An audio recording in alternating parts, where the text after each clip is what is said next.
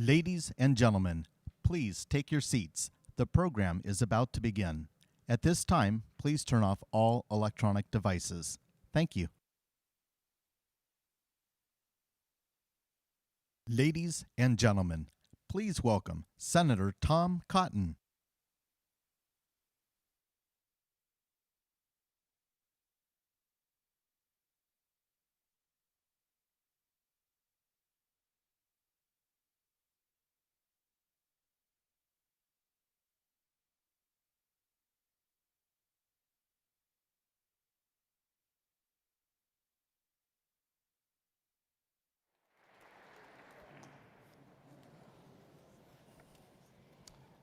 Good evening, everyone.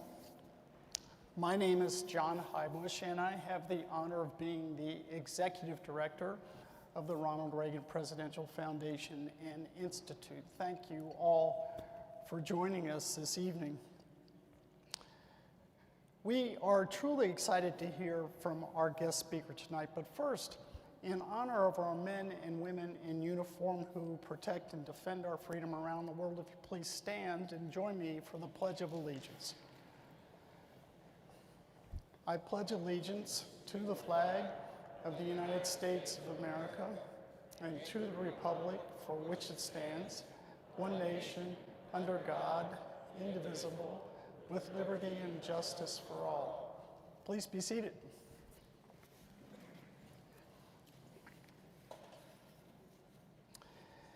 Before we get started, there are just a few people in the audience that I'd like to recognize this evening, and I'd like to start with former Congressman Elton Gallegly and his wife Janice. Elton, Janice.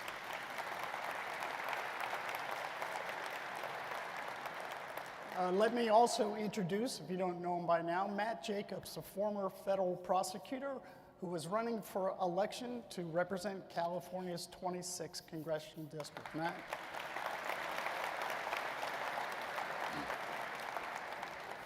A quick bit of news before we get underway. I want to share with you that this morning our foundation honored Ukrainian President Zelensky with the Reagan Freedom Prize.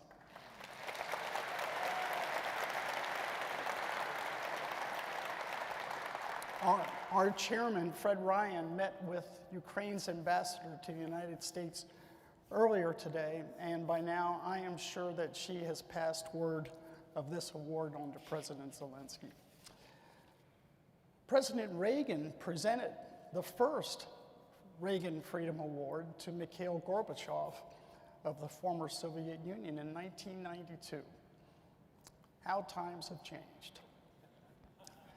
30 years later, the award will be going to President Zelensky, who's fighting a tyrant trying to glue the Soviet Union back together again. In this time of devastating upheaval and loss, if you would, please join me for a moment of silence for the freedom-loving Ukrainian people fighting for their very lives.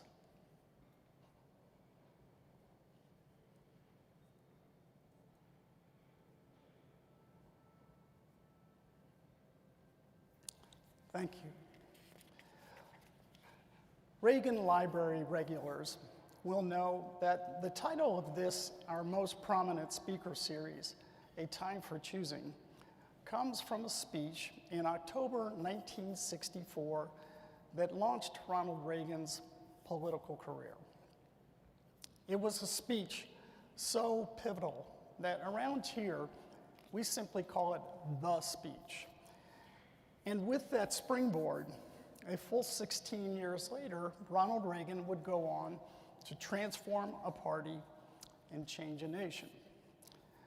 Today, that party, the Republican Party, is facing its own time for choosing. As it moves forward, the party is confronted with some fundamental questions. What should it stand for?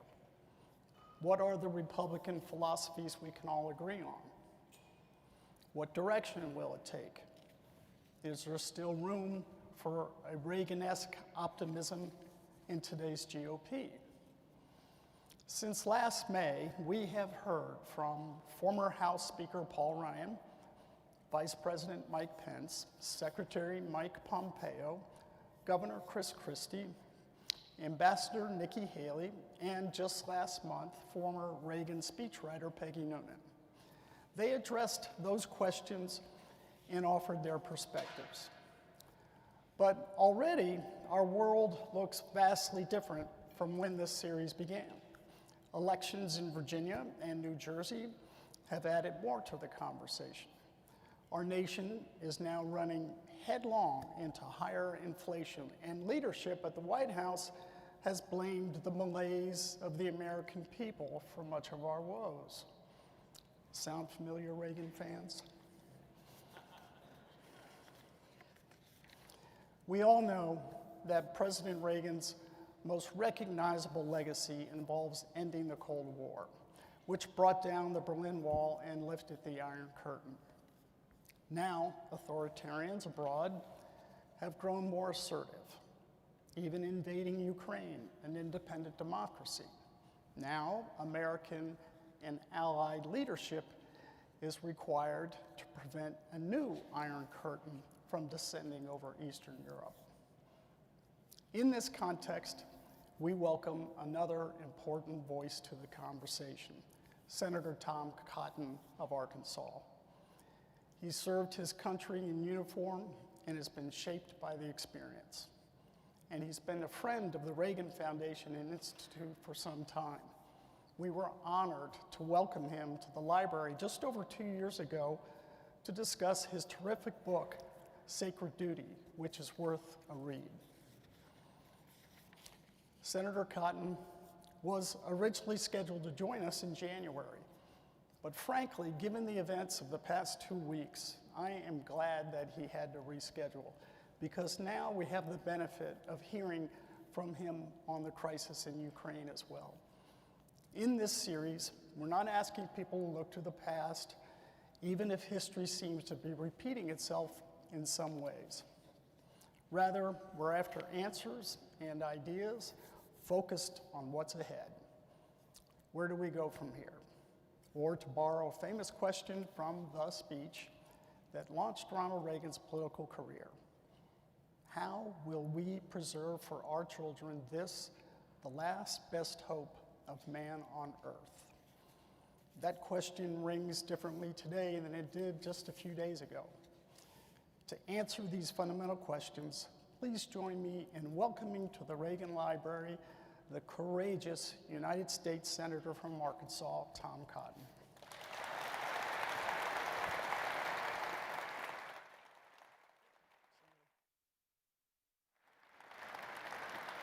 Thank you. Thank you. Thank you. Thank you all. Thank you, John, for the kind introduction. Thank you all for the warm welcome. It's a great honor to be speaking again at the beautiful Ronald Reagan Presidential Library. It's sadly fitting that we gather tonight at this monument to the great man who defeated Soviet Russia, brought down the wall, and raised the Iron Curtain. For today, a new Iron Curtain threatens to fall upon Ukraine. I recall the words of President Reagan when the people of Poland resisted the same brutal aggressor.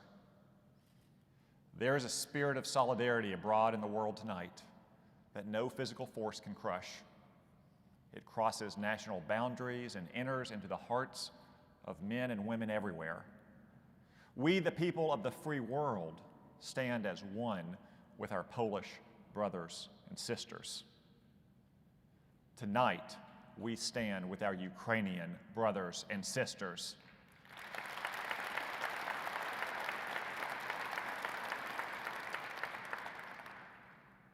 I was invited tonight to offer my thoughts on the future of our party. I know the war in Ukraine is foremost on our minds, and I'll have more to say shortly. But a strong America abroad depends on a strong America at home. And that, in turn, depends on a strong Republican Party. 2 presidents helped make me a Republican. Growing up on a small farm in Arkansas, the first, unsurprisingly, was Bill Clinton.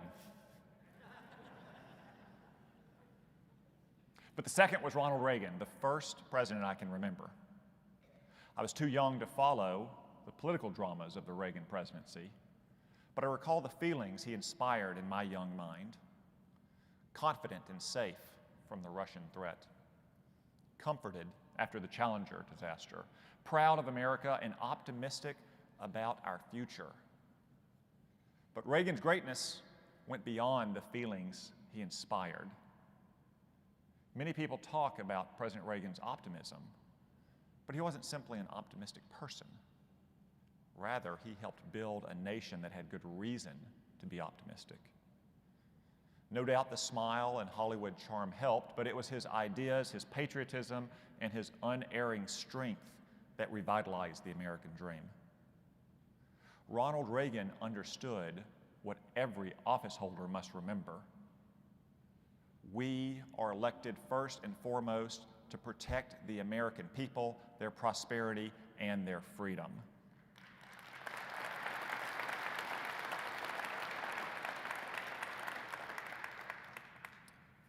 Circumstances have changed since his time, but the truth then is the truth today.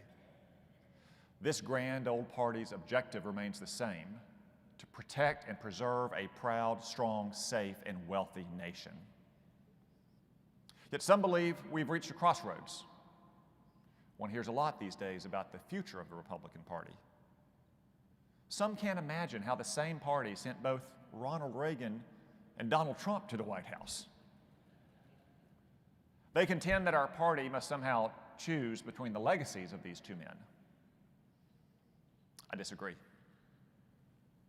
For all their differences in temperament and style, there's a deeper continuity in the beliefs of our 40th and our 45th presidents. I could sketch out the similarities with great details about policies and programs. Instead, I'll illustrate it with a painting. Both presidents adorned the walls of their Oval Office to reflect their own tastes and personalities. But they each chose a painting that was nearly identical.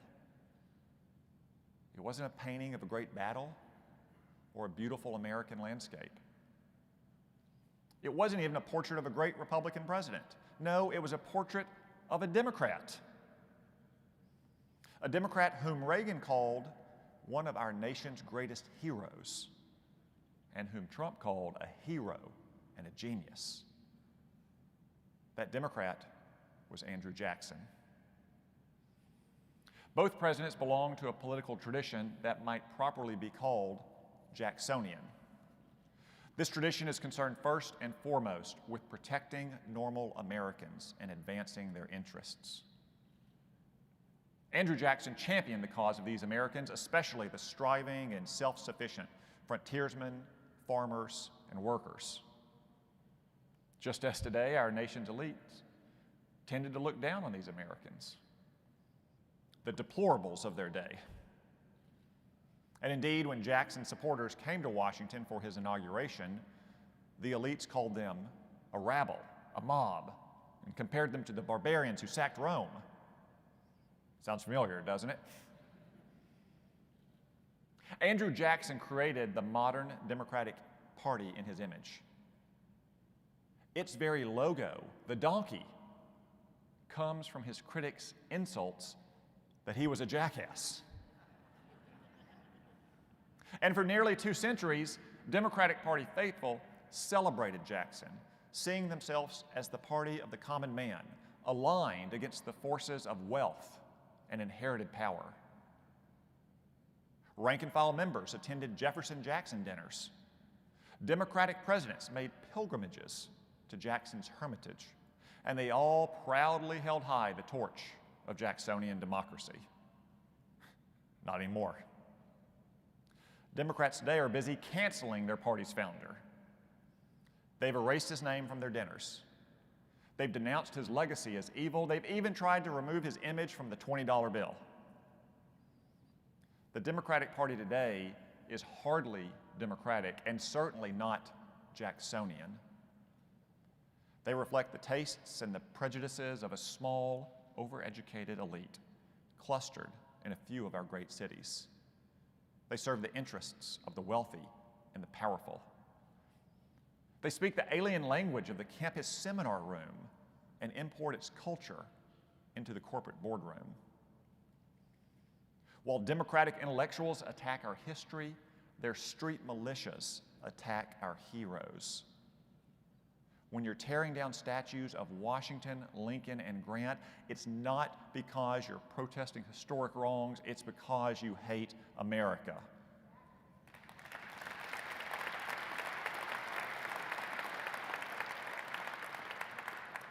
The Democratic Party has abandoned the soul of Jacksonian democracy, grounded in a deep and simple love of country, community, and American culture.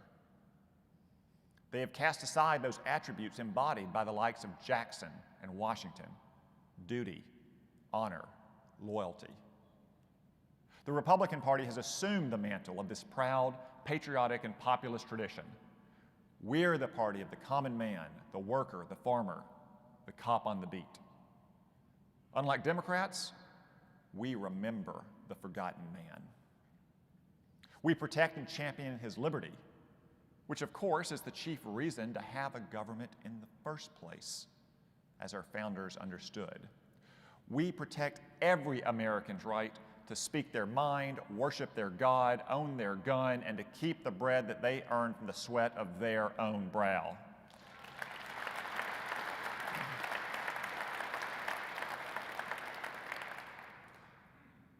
That means we must protect Americans from the sprawling and entrenched administrative state that purports to dictate what cars we can drive, who can work where, and under what conditions and when our kids can go to school.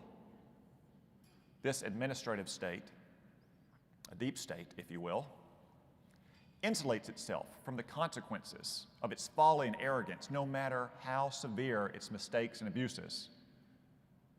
The deep state claims the right to rule by scientific expertise. But our Constitution rests on rule by consent of the people, not rule by self-appointed so-called experts.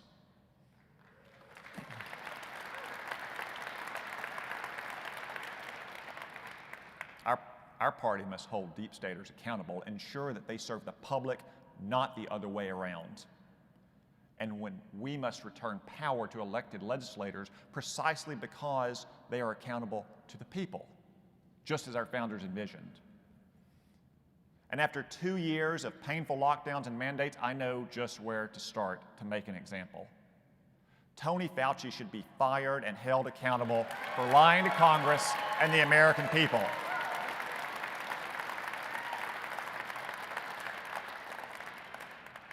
Andrew Jackson famously battled the federal Leviathan in his day and waged a war against the corrupt national bank, which bribed opponents and was willing to destroy the American economy to maintain its own power. The administrative state is as determined today as the national bank was then. In response, we must show the same firmness that Jackson demonstrated when he warned, "The bank is trying to kill me, but I will kill it." He made good on that promise, and we must make good on the promise to rein in the administrative state. Now, as conservatives, we must also remember that the government is not the only threat to liberty. Big tech monopolies and social media mobs can immediately and permanently destroy one's reputation and livelihood for no crime worse than holding views that Barack Obama professed just a few years ago, such as that men shouldn't be allowed to compete in women's sports. We shouldn't continue to provide extraordinary legal protections to these companies, some of the most powerful companies in the history of the world, while they censor and deplatform our views and our voters. And we shouldn't be cowed by a dishonest media that conspires with the Democrats and big tech to cancel, censor, and smear normal Americans.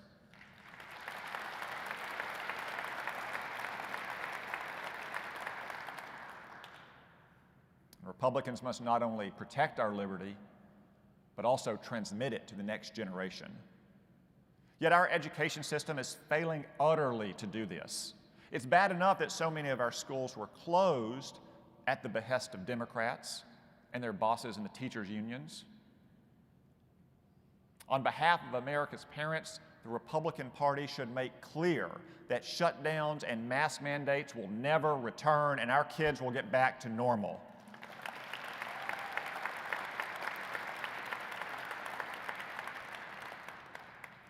But what's worse is the curriculum when our schools are open.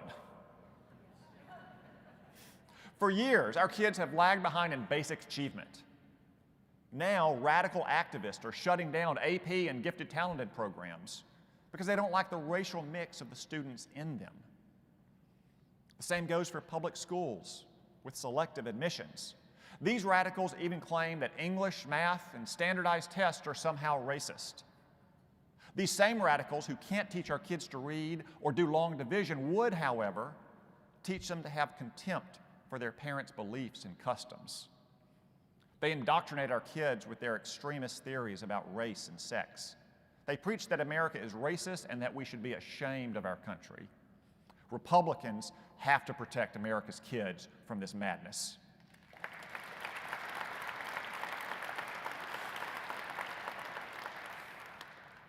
As Reagan understood, a nation cannot long survive if its school children don't learn basic skills, but do learn to hate their country. Most Americans are good, honest citizens who want their children to love America, worship God, and learn the skills necessary to succeed. That's a pretty good education platform for the Republican Party, if you ask me. We're the party of opportunity, achievement, and excellence for all. We will keep schools open, involve parents as partners in their kids' education, teach kids the skills they need, and restore patriotic education.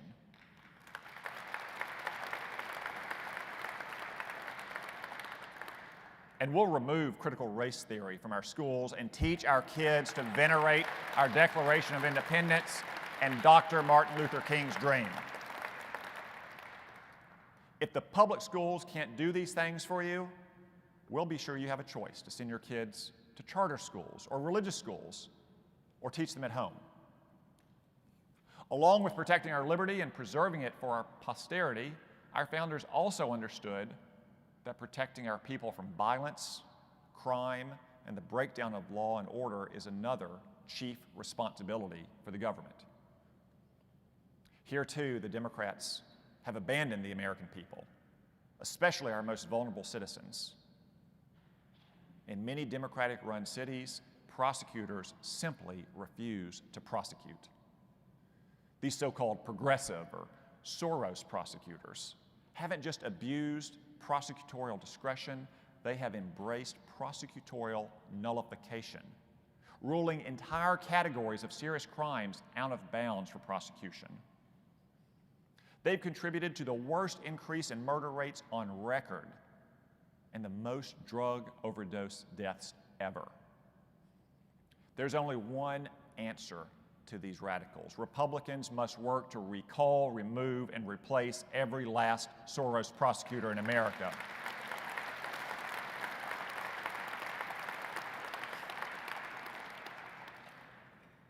This growing crime wave is also fueled by the single largest exodus of criminals from jail in our history. The U.S. prison population dropped by more than 400,000 inmates in 2020 alone. Much of this decline was motivated by the faddish claim that our nation has an over-incarceration problem, when in fact we have an under-incarceration problem.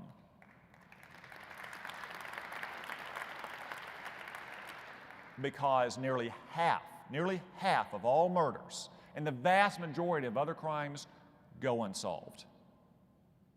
Sadly, some in our party have contributed to this over-incarceration myth with the best of intentions, but a dangerous naivete. They have aligned with the Democratic Party on questions like incarceration rates and mandatory minimums. And no piece of legislation did more to harm our status as the party of public safety than the First Step Act. That deeply flawed law reduces sentences for crack dealers in the midst of a drug epidemic. It granted early release to child predators and carjackers and gang members. For 4 years, I led the fight against the First Step Act when nearly everyone was on the other side, including former President Trump in the worst mistake of his tenure. What I predicted then has come true many times over. Criminals released from prison under the First Step Act have committed many more heinous crimes. Our party should reverse this and once again put hardened career criminals where they belong, back behind bars.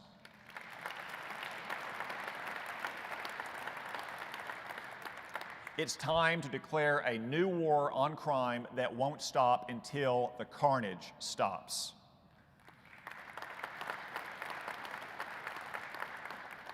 We shouldn't stop until little kids in Chicago and Baltimore are no longer gunned down on their way to school, until fentanyl overdoses are no longer the leading cause of death for our young people, and until law-abiding citizens can walk our city streets without fear of being the next victim on the evening news. We must not stop until the American dream is no longer mugged, murdered, or strung out in communities throughout our nation.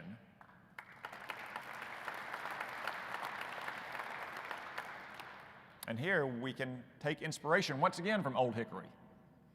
In 1818, criminals and marauders used lawless portions of Spanish Florida as bases to attack and kill American citizens.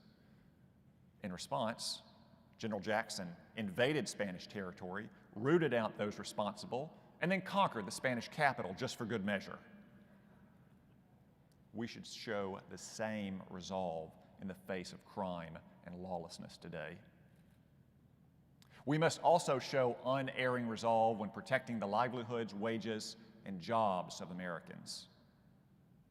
We must rebuild an economy that works for all citizens, especially the forgotten men and women left behind by decades of open borders, unfettered trade, and globalization. That starts with a basic truth rejected by Democrats and, unfortunately, too many Republicans. We are a nation with an economy, not an economy with a nation.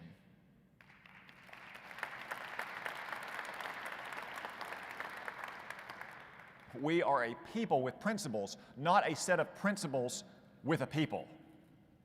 It's often said America is an idea, and it is, but it is far more. America is a real particular nation with real borders and real flesh and blood people who share a language, a history, and a culture. America's leaders owe our loyalty to the American people. We must put their interests and aspirations first. The phrase America first gives the vapors to globalists in both parties, partly because of its World War II era disrepute. But to the Jacksonian ear, it sounds like simple, obvious common sense. If we don't put America first, who will? Our party must reject the ideology of globalism, which claims that wide open borders and wide open markets are the path to prosperity for all. America's shuttered factories, boarded up main streets, and derelict drug dens stand as a grim monument that rebuke this theory. There is no right of free movement of a foreign people or foreign products into our nation. We don't owe the privileges of citizenship to those unbound by the obligations and responsibilities of citizenship. Put simply, our immigration and trade policies should protect and serve the interests of the American people. America has always welcomed immigrants who share our principles, want to assimilate to our customs, and bring valuable skills that enrich our country. Many immigrants are our greatest patriots, leaving behind impoverished, dangerous, and unfree countries for this land of hope. America takes great pride in them, their accomplishments, and their attachment to our shared nation. But the level of immigration, legal and illegal, has been too high for too long. And too many immigrants come here without needed skills or any means of support. They're admitted instead by the random chance of geographic proximity or family connections.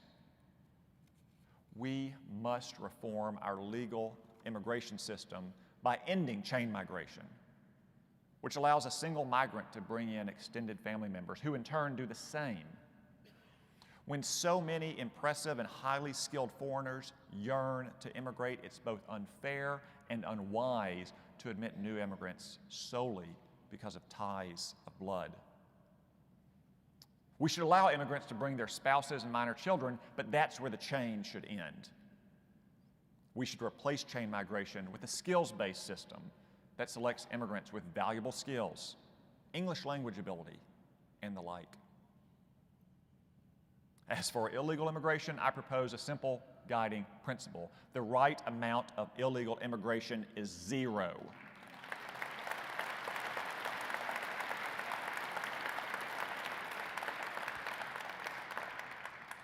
We ought to adopt policies that reflect this simple principle. We should start by calling the border crisis what it is, a national emergency. We must surge resources and personnel to secure the border, strengthen and modernize our ports of entry, and yes, we must finish the wall.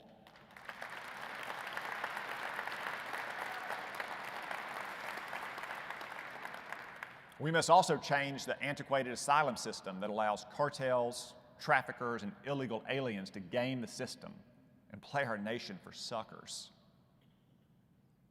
The vast majority of illegal immigrants are economic migrants looking for jobs, so we must turn off the jobs magnet and mandate E-Verify.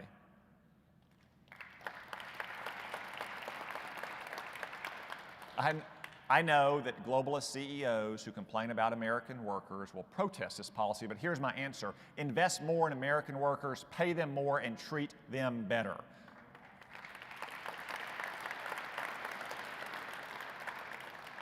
The days of importing their replacements must come to an end. And we cannot tolerate democratic demands for amnesty in return for a secure border or a tougher asylum system or E-Verify. We can't solve one crisis by laying the foundations for the next. We must learn from President Reagan's greatest mistake, and we must never agree to any form of amnesty in return for mere promises of enforcement.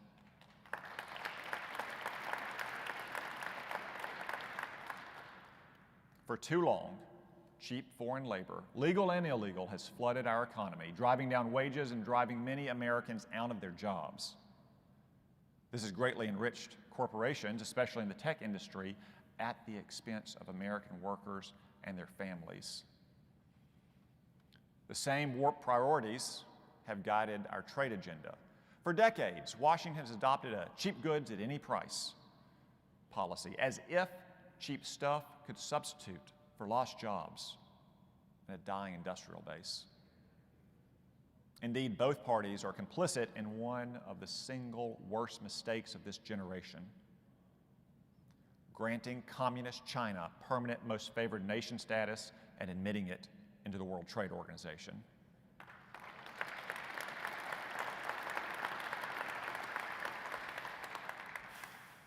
Now China is our most dangerous enemy. And since then, China's economy has grown 12 times over. China is now the largest exporter in the world and controls over a quarter of global trade. It's done so by waging a brutal economic world war. The Chinese Communist Party has committed every economic crime in the book: product dumping, intellectual property theft, illegal subsidies, economic espionage, currency manipulation, even using slave labor. No country has been harmed more by China and its crimes than our own. China's entry into the WTO in 2001 began a hollowing out of America's industrial base, economy, and working class. Many states, like mine, have lost a quarter of their manufacturing jobs. Factories closed, families splintered, and opportunities crumbled. The opioid crisis filled the void left in so many lives. In the name of security, fairness, and justice, and prosperity for our people, it's time to end our economic reliance on China.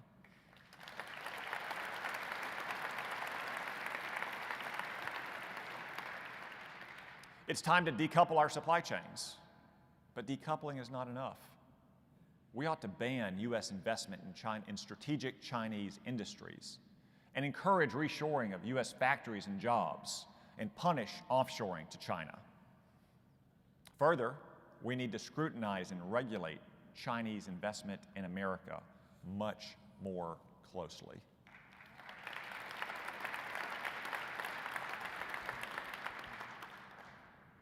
Some of our orthodox libertarian friends may say that all this violates the principles of free trade. Perhaps it does. But whereas libertarian ideas have helpfully shaped domestic tax and regulatory policy, these ideas often falter in a world of borders. There's no natural level of people, goods, or money moving across borders. It's a policy choice that must be made by the people and their representatives. Reagan understood this, which is why he firmly protected America's auto and steel industries when they were deluged with cheap, subsidized imports. And he cracked down on trade abuses when they occurred. Free trade isn't free unless it flows both ways.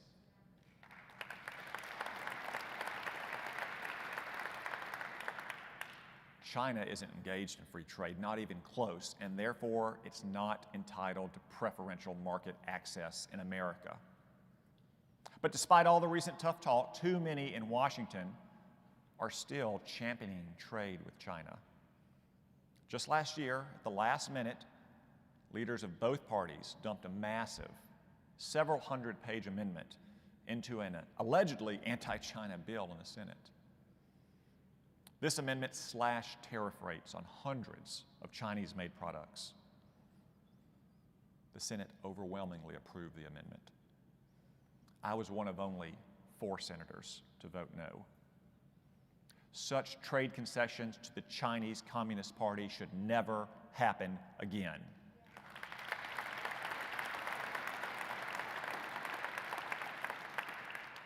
For too long, our leaders have adopted short-term and short-sighted economic policies, selling off the inheritance of our ancestors for short-lived profit.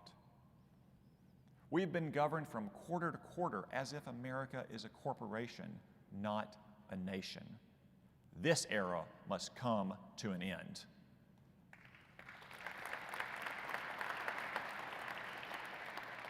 Our economic policy should enrich the lives of Americans in this generation and the next. And this principle goes beyond trade. The Republican Party's policies must protect the American dream for all our citizens. That means alleviating the tax burden on normal middle-class Americans and raising their wages. And Republicans must ensure that the dollar retains its value. Inflation isn't so much of a burden on the rich who invest their money in the market, but on ordinary workers who keep their money in checking and savings accounts. For these Americans, a strong dollar both encourages and rewards a lifetime of saving and thrift, not spending and debt. The Republican Party must always remain the party of work, protecting the opportunity to work, the dignity of work, and the value of work. We support policies to protect the truly needy, orphans, the elderly and infirm, and those with genuine disabilities. These are our neighbors in need, and we have a duty to help them. Likewise, we must defend Medicare and Social Security. American workers deserve a secure retirement after a lifetime of hard work and paying taxes. We must oppose risky Democratic plans like Medicare for all, which in truth would be Medicare for none.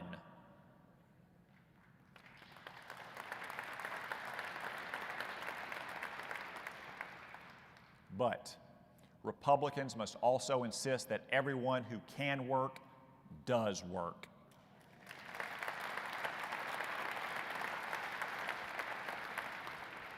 The hardworking Americans that we represent expect that of their fellow citizens, and they expect us to protect good jobs and honest wages. Just as our economic policy should put America first, so should our foreign policy.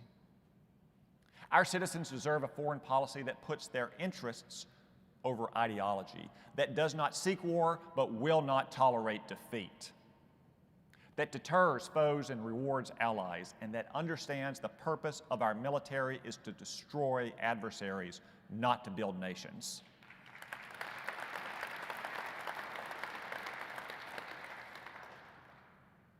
This is a foreign policy, above all, of peace through strength.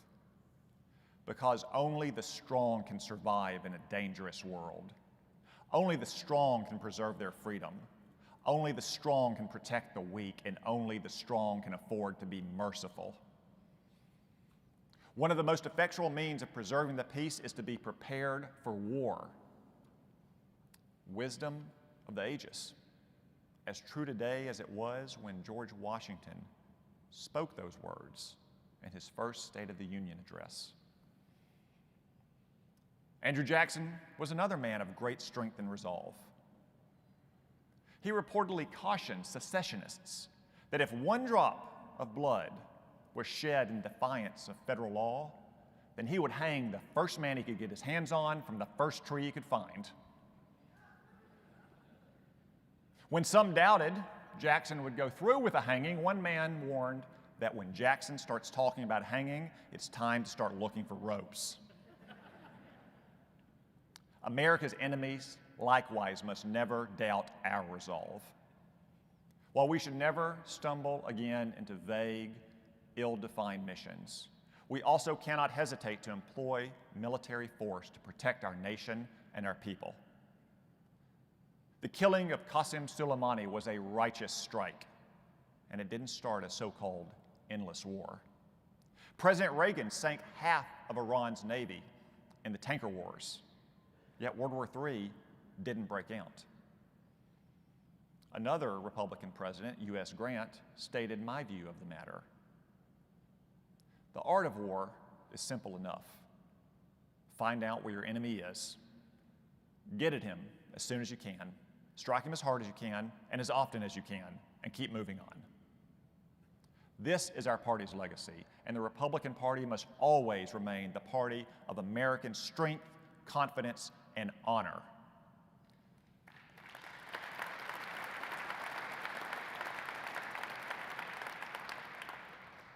Because weakness invites war, and strength deters it.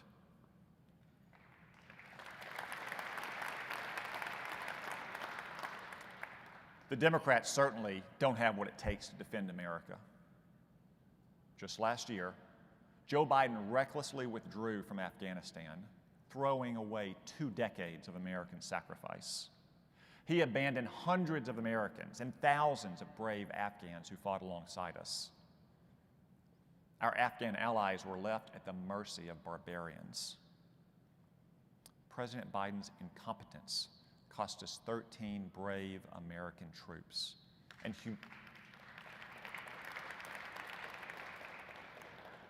and his incompetence humiliated American power before the world. Yet he called this debacle, amazingly, an extraordinary success. What Joe Biden calls extraordinary success was in reality defeat with dishonor. Yet another example of a sad truth. Our warriors have never lost a war. They've only had politicians squander their victories.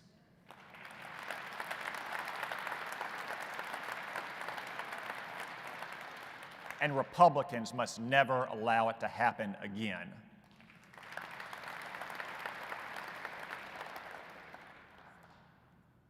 Now let me return to Ukraine. Vladimir Putin has always harbored imperial ambitions against Ukraine. He seized Crimea and eastern Ukraine during the Obama era. Now he's going for the jugular. Why? What's changed? He perceived the weakness of President Biden and thus opportunity to achieve his long-standing imperial ambitions. Putin wagered that if the American president wouldn't stand up to a depraved gang of 7th century savages in Afghanistan, there was no way he would stand up to Russia. After all, Joe Biden had signaled weakness, conciliation, and appeasement to Putin from the very beginning. He extended a one-sided nuclear treaty with no concessions. He waived sanctions against Russian pipelines, again with no concessions. He rewarded this new czar with a glitzy summit, which accomplished nothing but elevating Putin. He even suggested that Russia might get away with a limited incursion into Ukraine. The wages of Joe Biden's weakness are Russian tanks rolling through Eastern Europe. Even now, the president hesitates and falters. He pats himself on the back for assembling a diplomatic coalition, which is akin to Neville Chamberlain celebrating the coalition that declared war on Germany after it invaded Poland. He won't share timely, actionable intelligence with the Ukrainians. He won't sanction Russian oil and gas. He won't even ban Russian oil imports to America, which even Nancy Pelosi has called for. American dollars are funding Vladimir Putin's war machine, while Ukrainian mothers and their children huddle in subway tunnels making Molotov cocktails. Of course, Joe Biden has done nothing to unleash American energy, to offset Russian oil, and to reduce Americans' pain at the pump. Where President Biden has failed, President Zelensky has succeeded.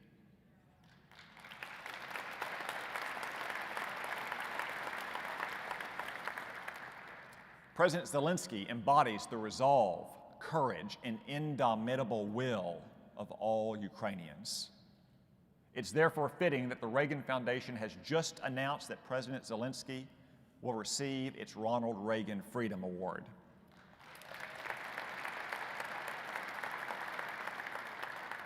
President Zelensky will join the ranks of Lech Walesa and the Iron Lady, Margaret Thatcher, in the roll call of heroes who have received this honor. Vladimir Putin, by contrast, must pay for this unprovoked, naked war of aggression. If Joe Biden won't make him pay, then the Republican Party must. And as I said at the outset, we stand with the Ukrainian people, and we will arm every last one of them as long as it takes.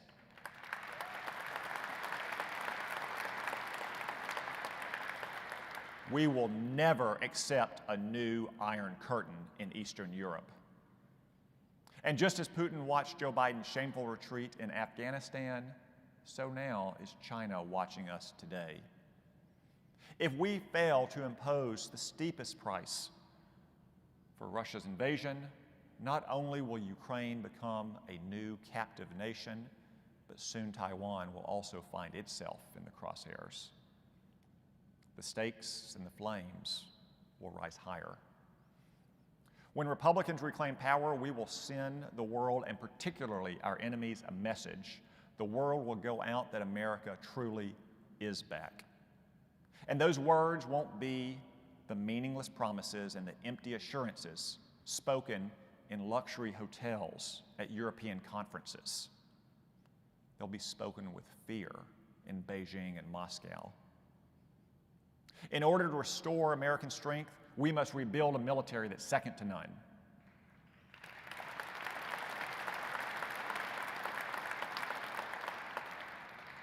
America's troops have been hamstrung by years of Democratic defense cuts and social engineering. We must reverse the Democrats' devastating budget cuts, revive our ailing shipyards and industrial base, and bring the arsenal of democracy roaring back to life.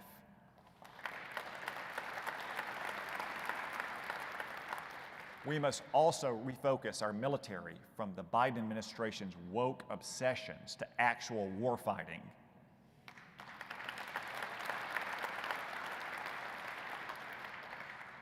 Our troops fight for the flag on their shoulder and the buddies to their left and right. They don't fight for abstractions like the rules-based international order or diversity or climate change. So we will arm them and we will train them to fight U.S. Grant's way of war.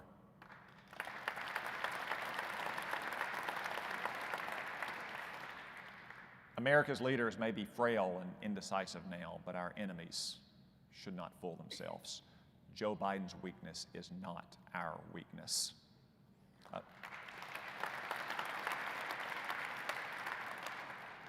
Americans are a strong, proud, and fearsome people capable of shattering nations. We wish for peace and goodwill among all mankind, but we will not suffer aggression, insult, and dishonor. Our great people want to remain at home with their families. But time and again, we have shown that we'll annihilate armies, break empires, and topple tyrants if we're provoked. And we can do it again if we have to.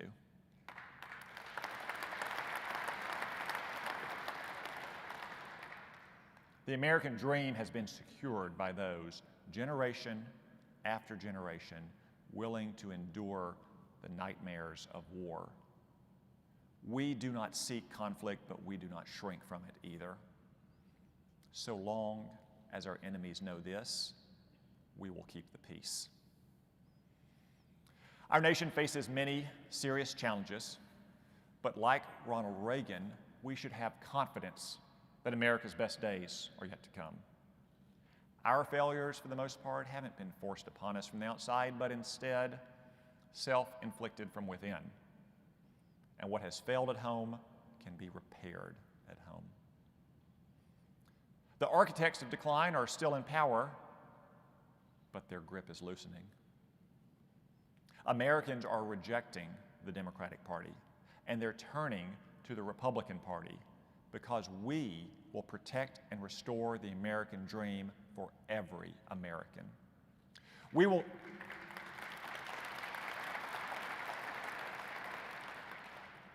will govern with strength, pride, and honor, just as Reagan did. I'll close with one final story about that old Democrat, Andrew Jackson, and the Republican inheritors of his legacy. In the nullification crisis, Jackson confronted John Calhoun and other politicians who rejected our founding principles and believed that our country was founded not on liberty, but on bondage, as the New York Times might say today.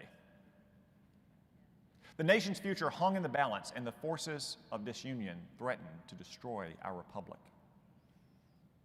In the run-up to the crisis, Jackson, Calhoun, and others attended a prominent banquet in Washington to honor Jefferson's birthday, where they offered many toasts. When it was his turn, Jackson rose from his seat and declared, "Our federal union, it must be preserved." And then he sat down, and the room fell silent as Calhoun and others recognized the ominous strength and resolve behind those 7 words. When the crisis came a few years later, Calhoun and his ilk surely remembered those words.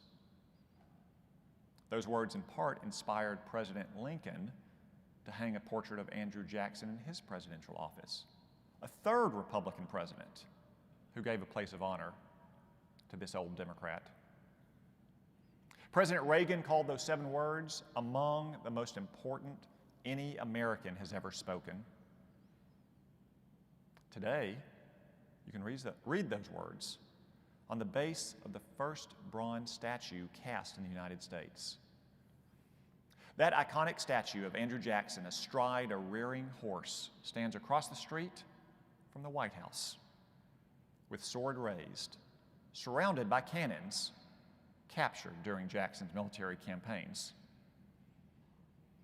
In the summer of 2020, a mob of Calhoun's progeny, filled with hate for America, came with ropes and chains to tear down that statue. But no matter how much they pulled and struggled and screamed, that statue of Old Hickory would not fall, would not yield, would not crumble.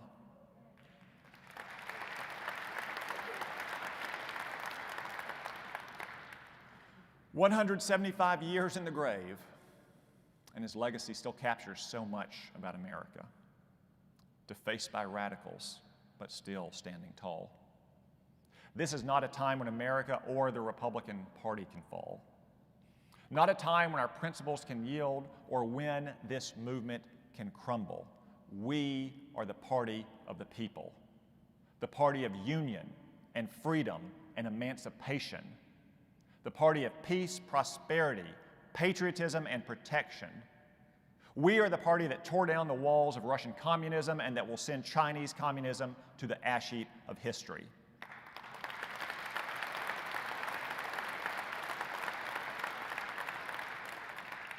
We are the party that inspires terror in those who seek to spread it among our people. We are a grand, an old, and a proud party. We are the party of America, and we shall prevail. Thank you, God bless you, and God bless the United States of America.